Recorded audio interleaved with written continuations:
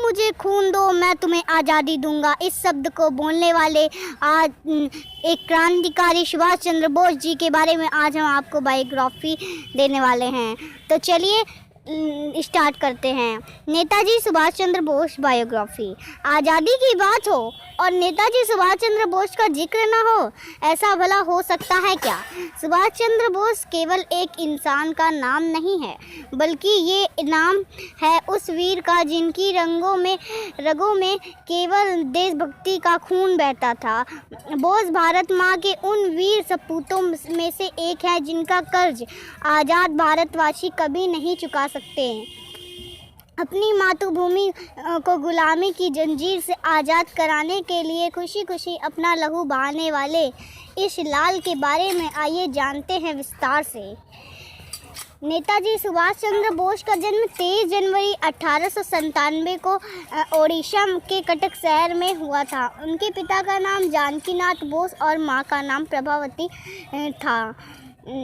जानकीनाथ बोस कटक शहर के मशहूर वकील थे। बोस एक संभ्रांत परिवार से थे, इसलिए इन्हें अच्छी शिक्षा प्राप्त हुई थी। इन्होंने कलकत्ता के स्कॉटिश चर्च कॉलेज से उन्होंने दर्शन शास्त्र में स्नातक की डिग्री हासिल की थी। साल 1919 में वे भारत प्रशासनिक सेवा की तैयारी के लिए इंग्लैंड पढ़ने गए। इन्होंने भारतीय प्रशासनिक सेवा के लिए 1920 में आवेदन किया और इस परीक्षा में चौथा स्थान हासिल किया। लेकिन भारत माँ के इस दुलारे बेटे ने जब जलियांवाला बाग वाला नरसंहार देखा तो इनका मन व्यथित हो गया और इन्होंने 1921 में प्रशासनिक सेवा से इस्तीफा दे दिया। भारतीय राष्ट्रीय कांग्रेस में शामिल हुए। इसके बाद बोस महात्मा गांधी जी के संपर्क में आए और भारतीय राष्ट्रीय कांग्रेस में शामिल हुए। गांधी जी ने निर्देश अनुसार उन्होंने देशबंधु चित्तरंजन दास के साथ काम करना शुरू किया। 1928 में जब साइमन कमीशन आया तब कांग्रेस ने इसका विरोध किया। 1928 में कांग्रेस का वार्षिक अधिवेशन मोतीलाल नेहरू की अध्यक्षता में कोलकाता में हुआ। उस दौरान गांधी जी पूर्ण स्वराज की मांग से सहमत नहीं थे। वही सुभाष और जवाहरलाल नेहरू को पूर्ण स्वराज की मांग से पीछे हटना मंजूर नहीं था। अंत में यह तय किया गया कि अंग्रेज सरकार को डोमिनियन स्टेटस देने के लिए 1 साल का वक्त दिया जाए। अगर 1 साल में अंग्रेज सरकार ने यह मांग पूरी नहीं की तो कांग्रेस पूर्ण स्वराज की मांग करेगी, परंतु अंग्रेज सरकार ने यह मांग पूरी नहीं की। इसलिए 1930 में जब कांग्रेस का वार्षिक अधिवेशन जवाहरलाल नेहरू की अध्यक्षता में लाहौर में हुआ और वहाँ तय किया गया कि 26 जनवरी का दिन स्वतंत्रता दिवस के रूप में मनाया जाएगा। 26 जनवरी 1931 को कोलकाता में राष्ट्रध्वज फहराकर सुभाष के विशाल मोर्चे का नेतृत्व कर रहे थे, तभी पुलिस ने उन पर लाठी चलाई और उन्हें घायल कर जेल भेज दिया। जब सुभाष जेल में थे तब गांधी जी ने अंग्रेज सरकार से समझौता किया और सब कैदियों को रिहा करवा दिया, लेकिन अंग्रेज सरकार ने भगत सिंह जैसे क्रांतिकारियों को रिहा करने से साफ इनकार कर दिया। सुभाष चाहते थे कि इस विषय पर गांधी जी अंग्रेज सरकार के साथ किया गया समझौता तोड़ दें, लेकिन गांधी जी अपनी ओर से दिया गया वचन तोड़ने को राजी नहीं थे।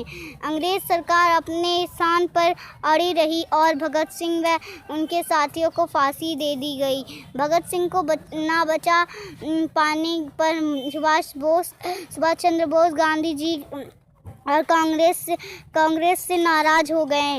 उन्हें अपनी क्रांतिकारी जीवन में 11 बार जेल जाना पड़ा। सुभाष को जल्द ही बंगाल अधिनियम के अंतर्गत दोबारा जेल में डाल दिया गया। इस दौरान उनको करीब 1 साल तक जेल में रहना पड़ा और बाद में बीमारी की वजह से उनको जेल से रिहाई मिली। उनको भारत से यूरोप भेज दिया गया। वहाँ इन्होंने भारत और यूरोप के मध्य राजनीतिक और सांस्कृतिक संबंधों को बढ़ाने के लिए कई शहरों में केंद्र स्थापित किए। उनको भारत आने पर पाबंदी होने बावजूद वे भारत आए और परिणामतः उन्हें 1 साल के लिए जेल जाना पड़ा। 1937 को चुनावों के बाद कांग्रेस पार्टी 7 राज्यों में सत्ता में आई और इसके बाद सुभाष को रिहा किया गया। इसके कुछ समय बाद सुभाष कांग्रेस के ही हरिपुरा अधिवेशन 1938 को अध्यक्ष चुने गए। अपने कार्यालय के दौरान सुभाष ने राष्ट्रीय योजना समिति का गठन किया। 1939 को त्रिपुरी अधिवेशन में सुभाष को दोबारा अध्यक्ष चुन लिया गया। इस बार सुभाष का मुकाबला पट्टभी सितारमैया से था। सितारमैया को गांधी जी का पूर्ण समर्थन प्राप्त था। फिर भी 203 मतों से सुभाष चुनाव जीत गए, लेकिन गांधी जी ने पट्टभी सितारमैया को अपनी हार बताकर अपने साथियों को से कह दिया कि अगर वे सुभाष की तारीखों से सहमत नहीं हैं तो वे कांग्रेस से हट सकते हैं। इसके बाद कांग्रेस कार्यकारिणी के 14 में से 12 सदस्यों ने इस्तीफा दे दिया। जवाहरलाल नेहरू तटस्थ बने रहे और अकेले शरद बाबू सुभाष के साथ रहे। 1939 का वार्षिक कांग्रेस अधिवेशन त्रिपुरी में हुआ।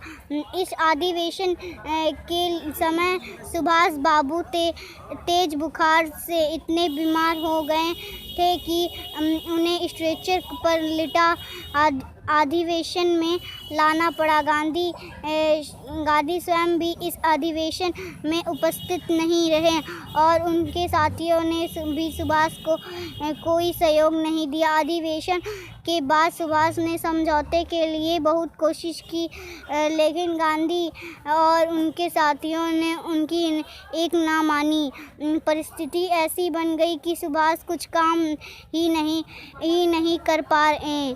आखिर में तंग आकर 29 अप्रैल 1939 को सुभाष ने कांग्रेस अध्यक्ष पद से इस्तीफा दे दिया। 3 मई 1939 को सुभाष ने कांग्रेस के अंदर ही फॉरवर्ड ब्लॉक के नाम से अपनी पार्टी की स्थापना की। कुछ दिन बाद सुभाष को कांग्रेस से ही निकाल दिया गया। बाद में फॉरवर्ड ब्लॉक अपने आप एक स्वतंत्र पार्टी बन गई। द्वितीय विश्व युद्ध शुरू होने से पहले से ही फॉरवर्ड ब्लॉक ने स्वतंत्रता संग्राम को और अधिक नेतृत्व करने के लिए जन जागृति शुरू की। फॉरवर्ड ब्लॉक के सभी मुख्य नेताओं को कैद कर लिया गया। द्वितीय विश्व युद्ध के दौरान सुभाष जेल में निष्क्रिय रहना नहीं चाहते थे। सरकार को उन्हें रिहा करने पर मजबूर करने के लिए सुभाष ने जेल में आमरण अनशन शुरू कर दिया। हालात खराब होते ही सरकार ने उन्हें रिहा कर दिया, मगर अंग्रेज सरकार यह भी नहीं चाहती थी कि सुभाष युद्ध के दौरान मुक्त रहें। इसलिए सरकार ने उन्हें उनके ही घर पर नज़रबंद कर लिया गया। जनवरी 1941 में सुभाष अपने घर से भागने में सफल हो गए और अफगानिस्तान के रास्ते जर्मनी पहुंच गए। उन्होंने ब्रिटिश राज को भारत से निकालने के लिए जर्मनी और जापान से मदद की गुहार लगाई। जनवरी 1942 में उन्होंने रेडियो बर्लिन से प्रसारण करना शुरू किया, जिससे भारत के लोगों ने उत्साह बढ़ा। वर्ष 1943 में वो जर्मनी से सिंगापुर आए। पूर्वी एशिया पहुंचकर उन्होंने रास बिहारी बोस से स्वतंत्रता आंदोलन का कमान लिया और आज़ाद हिंद फौज का गठन किया और नारा दिया था कि तुम मुझे खून दो, मैं तुम्हें आज़ादी दूंगा। इसके बाद सुभाष को नेताजी कहा जाने लगा। द्वितीय विश्व युद्ध के दौरान आज़ाद हिंद फौज ने जापानी सेना के सहयोग से भारत पर आक्रमण किया। अपनी फौज को प्रेरित करने के लिए नेताजी ने दिल्ली चलो का नारा दिया। दोनों फौजों ने अंग्रेज़ों को अंडमान और निकोबार द्वीप जीत लिए। यह द्वीप आरजी हुकूमतें आज़ाद हिंद के अनुशासन में रहे।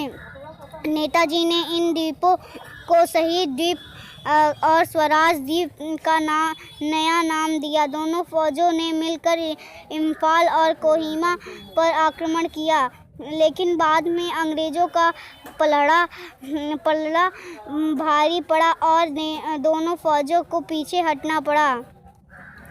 6 जुलाई 1944 को आज़ाद हिंद रेडियो पर अपने भाषण के माध्यम से गांधी को संबोधित करते हुए नेताजी ने जापान से सहायता लेने का अपना कारण और आरजी हुकूमतें आज़ाद हिंद और आज़ाद हिंद फौज की स्थापना के उद्देश्य के बारे में बताया। इस भाषण के दौरान नेताजी ने गांधी जी को राष्ट्रपिता कहा, तभी गांधी जी ने उन्हें नेताजी कहा।